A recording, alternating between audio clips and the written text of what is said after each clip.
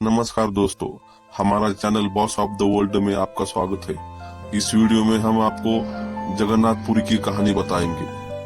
आइए दोस्तों, कहानी शुरू करते हैं महाभारत से। महाभारत का युद्ध समाप्त हो चुका था, धर्म की स्थापना हो चुकी थी और अब श्री कृष्ण का कार्य इस धरती पर पूरा हो गया था। एक दिन वे प्रभास तीर्थ के पास एक शांत वन में एक विशाल वट वृक्ष के नीचे विश्राम कर रहे थे। उनका चेहरा शांत था, जैसे कोई गहरी ध्यान साधना में लीन हो। उसी समय दूर से एक शिकारी जरा उन्हें देख बैठा। श्री कृष्ण के पदों की चमक को उसने हिरण की आंख समझ लिया। उसने धनुष से उठाया और बिना सोचे समझे बाण चला दिया। बाण आकर सीधे श्री कृष्ण के चरणों में लगा। जैसे ही शिकारी पास पहुंच गया तो वो स्तब्ध रह गया और बोला, हे प्रभु, ये तो स्वयं श्री कृष्ण है। शिकारी ने श्री कृष्ण से कहा, हे प्रभु, मुझे क्षमा कर दीजिए, मैंने आपको नहीं पहचाना। मैंने तो आपको एक साधारण हिरण समझकर बाण चलाया, मुझसे बहुत बड़ा अपराध हो गया। हे प्रभु, ये पाप मुझसे अनजाने में हुआ है, कृपा करके मुझे क्षमा कीजिए। तब श्री कृष्ण ने कहा, जरा तू शोक मत कर, जो होना था वो हो चुका है। यह सब मेरी लीला का ही एक भाग था, तू मात्र निमित्त बना है, मैं तुझे क्षमा करता। श्री कृष्ण ने जरा को क्षमा कर दिया और करुणा भरी दृष्टि से उसकी ओर देखा। फिर उन्होंने धरती की ओर अपनी दृष्टि झुकाई और शांत भाव से वही पीपल के वृक्ष के नीचे लेट गए। उनके शरीर से दिव्य प्रकाश निकलने लगा। चारों दिशाएं जैसे थम सी गई, मानो समय खुद नतमस्तक हो गया।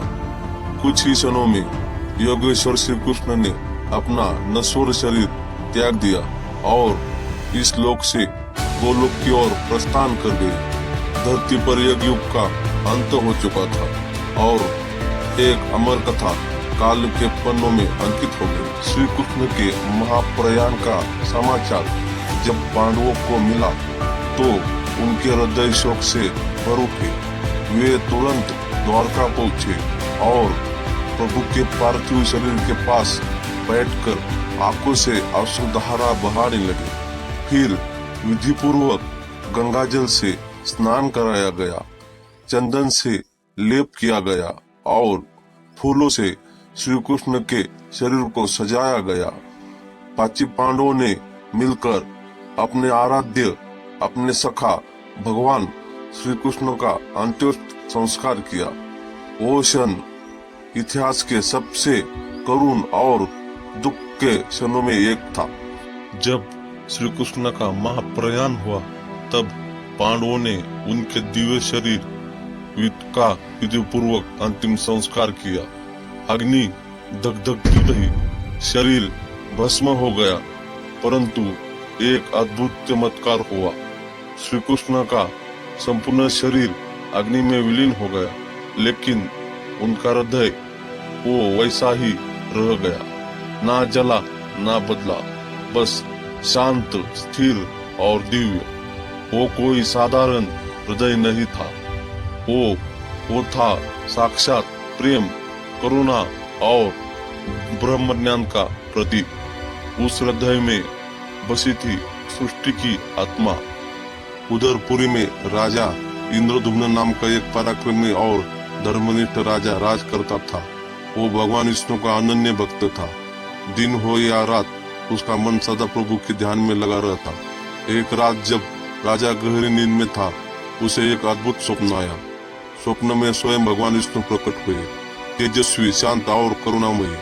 भगवान बोले, हे राजन, समुद्र तट पर एक दिव्य लकड़ी तैरती हुई आएगी, उसी से तुम मेरे तीनों रूपों की मूर्तियां बनवाओ। मैं स्वयं उसमें विराजमान हो जाऊंगा। वो मेरा नया रूप जगन्नाथ होगा। राजा की नींद खुली तो वो रोमांचित था। उसने समझ लिया कि यह कोई साधारण स्वप्न नहीं, बल्कि ईश्वर की आज्ञा थी। अगले ही दिन राजा इंद्रद्युम्न बिना विलंब के अपना राजपाट मंत्रियों को सौंपा और स्वयं निकल पड़े उस दिव्य लकड़ी की खोज में, जिसका संकेत उन्हें भगवान विष्णु ने दिया था। हर दिन, हर तट, हर लहर में वो अपने इष्ट देव की झलक खोजते रहे। ना थकान ना भय, बस एक ही ध्येय, भगवान के आदेश को पूर्ण करना। समुद्र की लहरें जैसा उनका मार्गदर्शन कर रही थी और पूरा ब्रह्मांड उन्हें उस अमूल्य लकड़ी की ओर ले जा रहा था। बहुत दिनों की खोज के बाद अंत एक दिन राजा इंद्रद्युम्न समुद्र तट पर पहुंचे, जहाँ लहरों के साथ एक दिव्य लकड़ी का टुकड़ा बहकर किनारे आ लगा। ये कोई साधारण लकड़ी नहीं थी, उससे एक दिव्य सुगंध निकल रही थी और उसका परिचय ऐसा था मानो साक्षात प्रभु को छू लिया हो। राजा ने हाथ जोड़कर कहा, हे प्रभु, आपने मुझे दर्शन दिए, आपका आदेश पूर्ण करने का सौभाग्य दिया। अब यही लकड़ी मेरे लिए श्री कृष्ण का रूप है। राजा इंद्रद्युम्न उस लकड़ी को श्रद्धा से उठा लाए और निश्चय किया कि अब इसी से वो प्रभु जगन्नाथ स्वरूप की स्थापना करेंगे। जैसे ही मूर्तियां तराशे जाने लगी, राजा इंद्रद्युम्न ने विशेष मूर्तिकार को आमंत्रित किया, लेकिन वो कोई साधारण मूर्तिकार नहीं था। स्वयं भगवान विश्वकर्मा एक बुद्ध के रूप में आए थे। उन्होंने एक शर्त रखी कि मैं मूर्तियां बनाऊंगा, लेकिन जब तक कार्य पूरा न हो कोई मुझे कक्ष में झाँक कर भी नहीं देखेगा। यदि किसी ने दरवाजा खोला तो मैं तुरंत चला जाऊंगा। राजा ने वचन दिया। मूर्तिकार भीतर बंद होकर कार्य करने लगा। दिन बीतते गए, लेकिन कोई आवाज नहीं आई। राजा बेचैन हो गया, सोचा कई वृद्ध मूर्तिकार को कुछ हो न गया हो। आखिरकार राजा ने दरवाजा खोल दिया और जैसे ही खोला वो वृद्ध मूर्तिकार अदृश्य हो गए। लेकिन चमत्कार यह हुआ, अधूरी मूर्तियां वहां थी, जगन्नाथ, बलभद्र और सुभद्रा के दिव्य रूप में। जब भगवान जगन्नाथ, बलभद्र और सुभद्रा की मूर्तियां बन गई तो राजा इंद्रद्युम्न का हृदय श्रद्धा और कृतज्ञता से भर उठा। अब समय था प्रभु को एक स्थायी निवास देने का। राजा ने समुद्र के किनारे एक पवित्र भूमि का चयन किया और वही शुरू हुआ श्री जगन्नाथ मंदिर का निर्माण। दिन रात श्रमिक, शिल्पी और संतजन पूरे समर्पण से जुट गए। हर पत्थर में, हर स्तंभ में राजा ने प्रेम और भक्ति को गूंथ दिया, क्योंकि वो जानता था यह भवन नहीं बल्कि ईश्वर का धरती पर दूसरा धाम बनने जा रहा है। मंदिर का निर्माण पूर्ण होते ही राजा इंद्रद्युम्न ने पूरे राज्य में दिव्य महोत्सव की घोषणा की।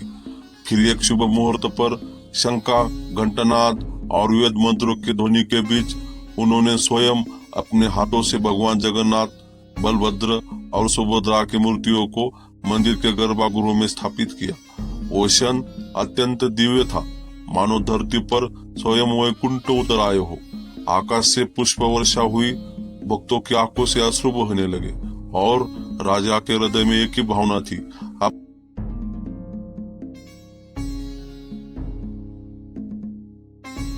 अगर आपको हमारी कहानी अच्छी लगी हो तो हमारे चैनल को सब्सक्राइब करना ना भूलें।